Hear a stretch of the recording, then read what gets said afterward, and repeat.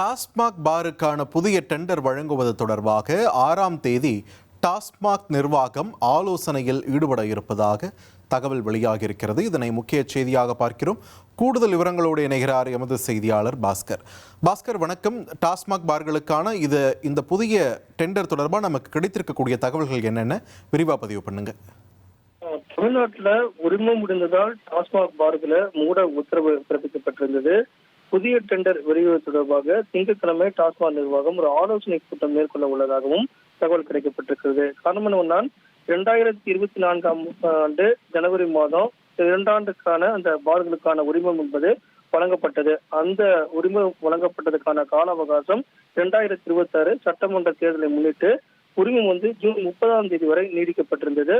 அதற்கான கால அவகாசமும் முடிவுற்றிருக்கிறதன் காரணமாக டாஸ்மாக் பார்களை மூட சொல்லி உத்தரவு என்பது பிறப்பிக்கப்பட்டதன் அடிப்படையில் 2640 டாஸ்மாக் பார்கள் மூடப்படுவதற்குண்டான நடவடிக்கை மேற்கொள்ளப்பட்டது. மூடப்பட்ட பார்கள் அனைத்தும் உடனடியாக திறக்கப்படாது அப்படிங்கிறதா தற்போதைய தகவலாக இருக்கிறது.